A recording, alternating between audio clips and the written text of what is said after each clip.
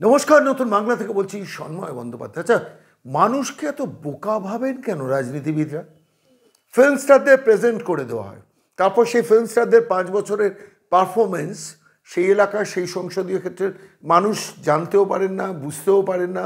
মাঝে মাঝে তিনি দেবদূত হিসেবে তারা অবতীর্ণ হন কোনো একটি অনুষ্ঠানে, কিছু একটু ডায়ালগ মারেন, তারপর চলে যান। কোথায় চলে যান?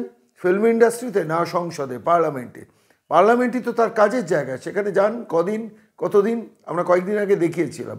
নুসরাত জাহান সামান্য কয়েকদিন, 50-60 দিন যান, যেখানে 274 দিনের ওপর সংসদ বসে। মিমি চক্রবর্তীও প্রায় সেরকম। আজকে যার কথা বলবো সে মানুষটার নাম দেব, ঘাটালের মানুষ, যাকে 2014-এ নির্বাচিত করেছিল, 2019-এও নির্বাচিত করেছিল। পরপর 5বার 10 বারের জন্য তিনি সাংসদ হিসেবে নির্বাচিত হয়েছিলেন।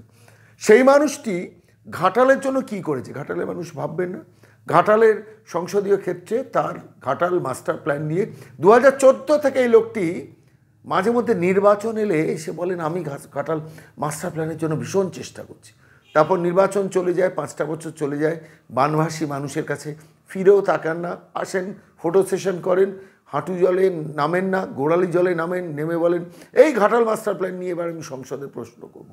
তারপর আবার কয়েকটা বছর চলে যায়, আরেকটা নির্বাচন আসে, এবং সেই নির্বাচন এলে মনে পড়ে যে ঘাটাল মাস্টার প্ল্যান নিয়ে এবার আমাকে কিছু করতে হবে। বলুন তো, গত 10টা বছরে একজন সাংসদ যদি খুব সিরিয়াসলি কাজ করতো, তাহলে ঘাটাল মাস্টার প্ল্যান ইমপ্লিমেন্টেড করা যেত না। ঘাটালের মানুষ, বন্যাপীড়িত মানুষ, মানে কষ্টের মধ্যে, যন্ত্রণার মধ্যে দিনের পর দিন কাটিয়েছেন, আর প্রতিবার ভোট এসছে, ভোটটা দিয়ে গেছেন, আর তারপর দেখেছেন একজন ফিল্ম স্টার ভোট করে সেই যে গেছেন, তার আর দেখা নেই। যে আমি ঘাটালের মানুষের কাছে একটা ছোট্ট তথ্য দেবো আপনাদের কাছে। আপনারা জানেন, আপনারা যাকে নির্বাচিত করেছেন সেই দেব সংসদে কতদিন গেছেন? 274 দিনের মধ্যে মাত্র 12% অ্যাটেন্ডেন্স। 12% মানে বুঝেছেন? 12-24 আর বোধ হয় 5-6 দিন, খুব বেশি হলে 30-32 দিন। একজন সাংসদ যেখানে 274 দিন সংসদে অধিবেশন হয়েছে, সেখানে যদি 12% অ্যাটেন্ডেন্স দেন, অর্থাৎ 30-32-35-এর মধ্যে সেই সংখ্যাটা, তাহলে সে মানুষটা ঘাটালের কথা কখন বলবেন, কিভাবে বলবেন, কবে বলবেন? 2014 থেকে 19 আমি দেখছিলাম, সেখানে কত পার্সেন্ট অ্যাটেন্ডেন্স? মাত্র 11%। 5 বছরে 11% অ্যাটেন্ডেন্স। ভাবতে পারছেন? ওই 30 দিনের আশেপাশে 274 দিন সংসদ বসে, 30-32 দিন তিনি হাজির হন। কেন ঘাটালের মানুষ দিনের পর দিন এটা সহ্য করবেন বলুন তো?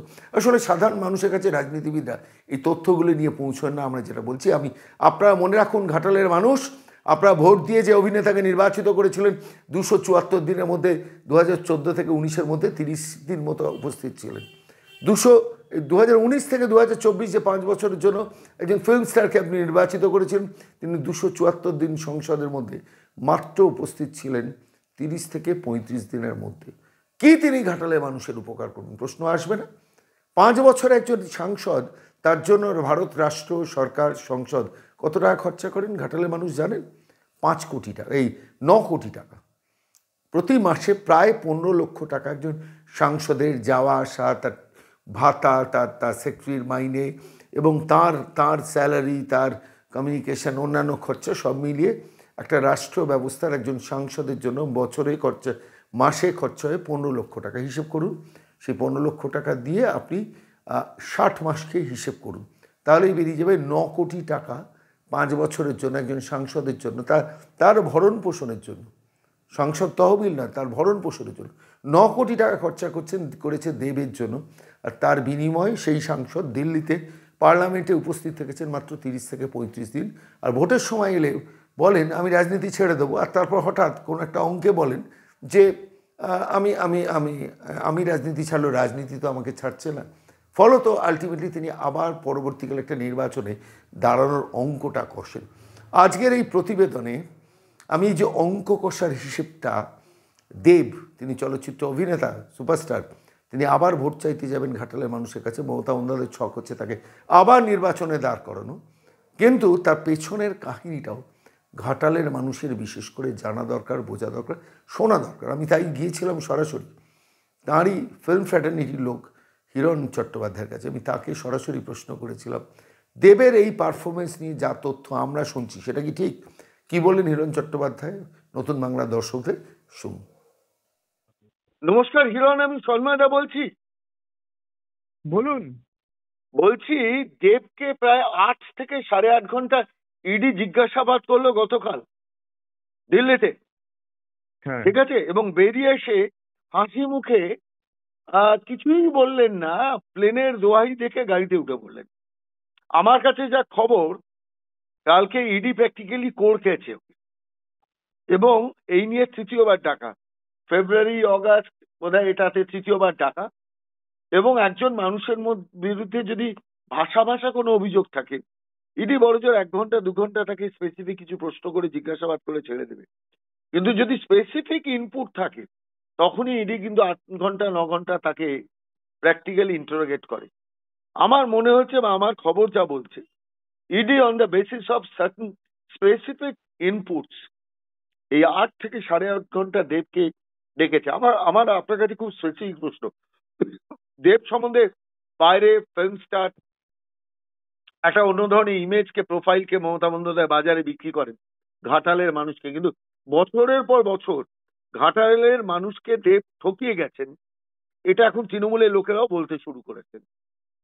আমি অ্যাটেন্ডেন্স দেখছিলাম পিআরএস এ, যে একজন একজন সাংসদ, যেখানে যেখানে দেখেছি যে ফিল্ম ফ্র্যাটার্নিটির লোক তো আপনিও, আপনি কিভাবে সিরিয়াসলি বিধানসভা করেন, আর সেখানে দেব 2014 থেকে 19 মাত্র 11% লোকসভায় অ্যাটেন্ড করেছেন। লোকসভায় 2019 থেকে 2023 মাত্র 12% অ্যাটেন্ড করেছেন।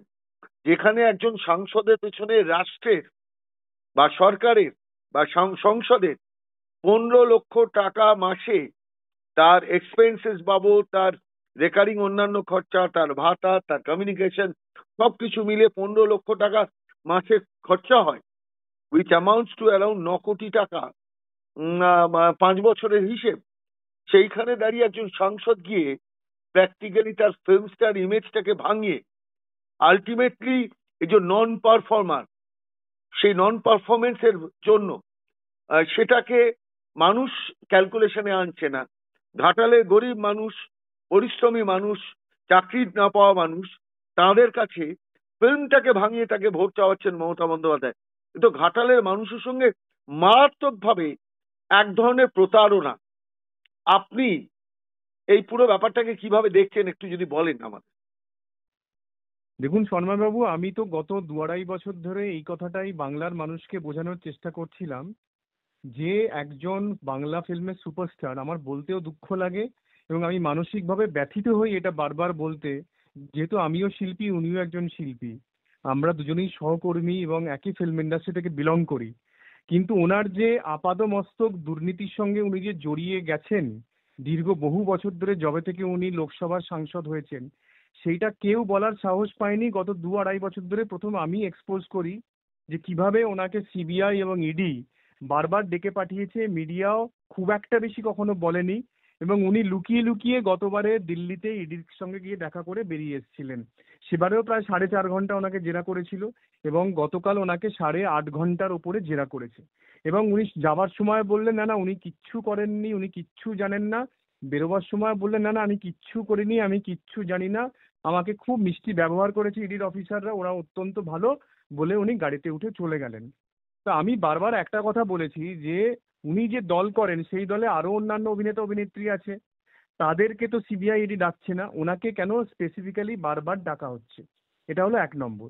এবং শুধু ডাকা হচ্ছে না, ঘন্টার পর ঘন্টা ধরে ওনাকে জেরা করা হচ্ছে। সেটা যে কি প্রশ্ন করা হচ্ছে তার তিনি কোনো উত্তর দেন না, উনি মিষ্টি হাসেন, হেসে বলেন আমি রাজনীতির কিচ্ছু বুঝি না, আমি রাজনীতি জানিও না কি করতে হয়। কিন্তু 10 বছর ধরে উনি নাকি রাজনীতিই করছেন, ওদের রাজনীতি কিছু বোঝেন না। উনি শঙ্কর দলুই, যিনি ওনারই দলের প্রাক্তন বিধায়ক, যিনি ঘাটালের সাংগঠনিক জেলার প্রাক্তন চেয়ারম্যান, তিনি প্রথম ওনার সম্বন্ধে বলে দিলেন যেটা আমি এতদিন ধরে বলছিলাম, সেই সত্যি কথাটা বলতে গিয়ে উনি কি বললেন, না না না শঙ্কর দা তো আমার রাজনৈতিক গুরু। মুখে বললেন, দেখুন এত মিষ্টি করে বললেন যে শঙ্কর দলুই আমার রাজনৈতিক গুরু, কিন্তু তার পরের দিনই উনি সুসুর করে তার মাননীয় নেত্রীকে বলে সেই শঙ্কর দলুইকে পার্টি থেকে সাসপেন্ড করিয়ে দিলেন। এর থেকেই বোঝা যায় যে উনি মুখে যে মিষ্টি কথাগুলো বলেন কিন্তু কাজগুলো উনি ভয়ঙ্কর করেন। উনি বারবার বলছেন আমি এনামুল হক কে তাকে চিনি না, তাহলে ওনাকে কেন ডাকছে ইডি সেটা তো উনি বলুন। যে ওনাকে কি চা খেতে, দার্জিলিং টি খেতে, কি আপনার ওই কফি খেতে, কি ওই ইডির অফিসের পাখার হাওয়া হাওয়া খেতে, কি খেতে ডাকছে বারবার? আমি সেটা বারবার প্রশ্ন করেছি। আর একটা ব্যাপার হলো, সেটা হলো যে উনি বলেন উনি নাকি নরেন্দ্র মোদীজির সঙ্গে রীতিমতো লড়াই করেছেন গত 10 বছর ঘাটাল মাস্টার প্রকল্পের জন্য। তো লড়াইটা করলেন কখন আপনি? আপনার কাছে হিসাব আছে, আমার কাছে হিসাব আছে। 2014 থেকে 2024 এই 10 বছরে 11.5% ওনার উপস্থিতি লোকসভায়, এবং 2014 থেকে 2019 উনি 3টে মাত্র প্রশ্ন করেছেন, এবং এই 10 বছরে 2টো মাত্র ডিবেটে উনি অংশগ্রহণ করেছেন। তাহলে আপনি লড়াইটা করলেন কখন? আর আপনি ঘাটাল মাস্টার প্ল্যান নিয়ে দুবার আপনার কোয়েশ্চেন আনসার আমি বার করেছি লোকসভা থেকে। সেখানে আপনি প্রশ্ন করেছেন, সেখানে মন্ত্রণালয় উত্তরও দিয়েছে যে Ghatal master plan 10th of June 2022 by central government investment clearance had been given। Investment clearance দিয়ে দেওয়া মানে প্রজেক্ট অ্যাপ্রুভাল হয়ে যাওয়া। তাহলে তারপরে আপনি কি করলেন? আপনি কিচ্ছু করেননি। 2022-এ প্রশ্ন করেছেন, উত্তর পেয়েছেন, কিচ্ছু করেননি। আবার সেম প্রশ্ন 2023-এর ডিসেম্বর মাসে করেছেন, মন্ত্রণালয় থেকে আবার সেম উত্তর দেওয়া হয়েছে। কিন্তু তারপর আপনি কিচ্ছু না করে কি করলেন? সুরসুর করে আরামবাগেতে গিয়ে আপনি একটা দুজনে মিলে, আপনি এবং আপনার শ্রেষ্ঠ মুখ্যমন্ত্রী দুজনে মিলে গিয়ে আপনারা নাটক করলেন যে ঘাটাল মাস্টার প্ল্যান নিয়ে আমি মোদিজির সঙ্গে গত 10 বছর লড়াই করেছি, উনি আমার জন্য কিচ্ছু করেননি, আমার শ্রেষ্ঠ মুখ্যমন্ত্রী ঘাটাল মাস্টার প্ল্যান আমাকে করে দেবে, এবং সেই জন্য আমি আবার রাজনীতিতে ফিরে এলাম। তো সন্ময়বাবু, আমি আপনাকে একটা ছোট্ট প্রশ্ন করতে চাই যে আপনি একজন সাংবাদিক, আপনার ওপরে কি কি অত্যাচার হয়েছে সেটা সারা বাংলার মানুষ জানে। আপনাকে ওখান থেকে তুলে তুলে নিয়ে গিয়ে পুরুলিয়াতে গিয়ে মেরে একরে ফেলেই দিয়েছিল আপনাকে। ঈশ্বরের অসীম কৃপায় আপনি বেঁচে ফিরে এসেছেন। তা সত্ত্বেও কি আপনি টিএমসি জয়েন করেছেন? করেননি তো। না। তাহলে উনি বলছেন যে ওনাকে নাকি রাজনীতি ছাড়তে চাইলেও তাকে রাজনীতি ছাড়ছে না। মানে আপনি, আপনার মতো একজন মানুষ যাকে এত অত্যাচার করা হয়েছে, প্রায় মানে অর্ধমৃত অবস্থায় পুরুলিয়াতে ফেলে দেওয়া হয়েছিল, আপনি মেরুদণ্ড বিক্রি করেননি, আপনি আপনি এখনো সোজা আছেন, এখনো সততার সঙ্গে লড়াই করছেন একজন সাংবাদিক হিসাবে। আর উনি বাংলা ফিল্মের সুপারস্টার, ওনাকে তাহলে জোর করে রাজনীতি করা হচ্ছে। মানে ওনার স্টেটমেন্ট দিয়ে আমি বলছি যে রাজনীতি ছাড়তে চাইলেও আমাকে রাজনীতি ছাড়ছে না। তো আমার মনে হয় বাংলার মানুষ, ওনার ভক্ত যারা আছেন, তারা আমাকে গত 2 বছর ধরে সারাক্ষণ গালাগাল দেন। কারণ আমি সত্যি কথাটা বলেছি, শঙ্কর দলুই সত্যি কথাটা বলেছেন, এবং ঘাটালের মানুষ আস্তে আস্তে একটু একটু করে আরো অনেক কিছু বলছেন। আগে তো 30% কমিশন নিয়ে বলেছিল, আমি তো 8 মাস আগে বলেছিলাম, শঙ্কর বাবুর অডিওটা ভাইরাল হওয়ার পরে সারা মানুষ জানতে পারলো। এখন তো শুনছি নাকি যে উনি চাকরি দেওয়ার নাম করে টাকাও তুলতেন মার্কেট থেকে। ঘাটালের মানুষ বলছেন, ঘাটালের মানুষই বলবেন। তো আমার একটাই প্রশ্ন, যে আপনি এত বড় অভিনেতা সিনেমাতে, আপনার কি এত নিচে নামার দরকার ছিল যে আপনি ঘাটালের মানুষকে বঞ্চিত করবেন গত 10 বছর ধরে? একটা রেল স্টেশন করতে পারেননি ওখানে, একটা ঘাটাল মাস্টার প্ল্যানের প্রধানমন্ত্রী টাকা দিয়ে দেওয়ার পরেও সেটাকে নিয়ে আপনি ইমপ্লিমেন্ট করেননি। উল্টে আপনি 10 বছর পরে আরামবাগে গিয়ে নাটক করছেন যে মুখ্যমন্ত্রী আমার দিয়ে দিচ্ছে টাকা, আমি করব, সেই জন্য ঘাটাল মানুষের কাছে আমি চিরকৃতজ্ঞ থাকবো, আমি আবার রাজনীতি করতে আসছি, এবং আমাকে জোর করে রাজনীতি করানো হচ্ছে। আমার প্রশ্ন হিরণ আপনার কাছে খুব স্পেসিফিক একটা জায়গায়। না না শর্মাবাবু, আরো একটা কথা আপনাকে হুম, বলতে হুম, চাই। হুম, সেটা হলো যে ওনার শ্রেষ্ঠ মুখ্যমন্ত্রী একটা দারুণ স্টেটমেন্ট দিয়েছেন, হুম, আপনি খেয়াল করে দেখেন। হুম, উনি বলছেন আরামবাগের স্টেজে দাঁড়িয়ে যে আপনাদের জন্য নয়, দেব হুম, বলল আমাকে ঘাটাল মাস্টার প্ল্যান করে দিতে, সেই জন্য 70 বছরে কেউ করেনি, শুধুমাত্র দেব বলার জন্য আমি ঘাটাল মাস্টার প্ল্যানের যা টাকা লাগবে সব টাকা আমি দিয়ে দেব। হুম, তার মানে ঘাটালের মানুষ যে 10 বছর ধরে, 70 বছর ধরে কাঁদছে, হুম, হুম, তাদের জন্য ওনার কোনো সহানুভূতি হয়নি, ওনার কোনো বুকে ব্যথাও লাগেনি। হুম, শুধুমাত্র বাংলার ফিল্ম স্টার সুপারস্টার দেববাবু বলে দিয়েছেন, সেই জন্য শ্রেষ্ঠ মুখ্যমন্ত্রীর এত দুঃখ হয়েছে, এত কষ্ট হয়েছে, এত সহানুভূতি হয়েছে, উনি সঙ্গে সঙ্গে 70 বছর পরেতে উনি এত 1200-1400 কোটি টাকা অ্যাপ্রুভ করে দিলেন। আপনি একবার ভেবে দেখুন এই স্টেটমেন্টটা। না, আমার আপনার কাছে একটু স্পেসিফিক প্রশ্ন আছে। বাংলা সিনেমা আমি খুব কম দেখি, আপনি বাংলা সিনেমার খুব জনপ্রিয় একজন অভিনেতা। আমি আপনাকে একটু স্পেসিফিক একটা তথ্য আপনার কাছে জানতে চাইছি, যে বাংলা সিনেমায় তো অনেক কলোকিয়াল ল্যাঙ্গুয়েজ, অর্থাৎ বা আমি বলছি একটু পথ চলতি ভাষাও তো ব্যবহার হয়। এই ঢপবাজি কথাটা কি বাংলা সিনেমায় খুব বেশি চলে? আমি জানি না, আমি আপনাকে জিজ্ঞেস করছি তার কারণ আলটিমেটলি আপনার কথা এবং অন্যান্য তথ্য প্রমাণ যা পাচ্ছি, ঘাটালের মানুষকে সিম্পলি দেব তো তাহলে ঢপবাজি করছেন, তাই নয় কি? আজকে থেকে করছে না, গত দশ বছর ধরে ঘাটালের মানুষকে শুধু মিথ্যের পর মিথ্যে বলে যায়। প্রত্যেকবার আসে একটুখানি, মানে আপনি জানেন নিশ্চয়ই যে ঘাটালের মানুষের বাড়িতে নৌকা থাকে, প্রত্যেকে বাড়িতে নৌকা রাখে। উনি মার্সিডিজ করে আসেন, আর একটুখানি হাঁটুর জল, হাঁটুর থেকে ওই যে আমাদের থাকে না কি বলে এটাকে, গোড়ালি গোড়ালি, গোড়ালি। গোড়ালিতে নেমে, হ্যাঁ, জিন্সটাকে তুলে ফটোগ্রাফারদেরকে বলে, আপনি সেই ছবিও দেখেছেন, ভিডিও দেখেছেন, দিয়ে বলে এই ছবিগুলো তোলো। সেই ছবিগুলো তুলে বলে এইরকম এই বন্যায় আক্রান্ত মানুষদের পাশে এসে দাঁড়ালাম। হুম। সারা বছর উনি শুটিং করেন। যখন গত বছর বাজেট সেশন চলছিল, তখন তো উনি বলতে পারতেন যে ঘাটাল মাস্টার প্ল্যানটা রাজ্য সরকার রাজি আছে করতে, আপনারা টাকাটা দিন।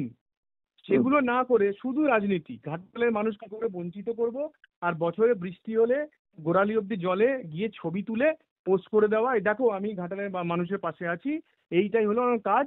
আর আজ থেকে নয়, বছরের পর বছর ধরে মিষ্টি মিষ্টি করে ঢপ মারেন, মানে এত অসাধারণ ঢপ মারেন, মানে ওনার জন্য মানে ভালো ভালো মানুষও চমকে যাবেন, এত মিষ্টি করে করে বলেন। মানে কালকে আমি দেখছিলাম এত মিষ্টি করে বলছিলেন যে না আমি তো এনামুল হককে আমি চিনি না, কে তিনি, আমি তো জানি তাহলে না। তাহলে যে অভিযোগটা, না কোনোদিন আমি তো তাকে বলতে শুনিনি যে আমি এনামুল হকের কাছ থেকে 5 কোটি টাকা ফিল্ম প্রোডাকশনের জন্য নিয়েছিলাম, গরু পাচারকারী এনামুল হক যিনি জেলে রয়েছে। কোনোদিন তো কিন্তু এইটুকু উনি বলেন, সৎ উনি তো সাহস তার চেনেনই মধ্যে না, হয়নি। না উনি তো চেনেনই না।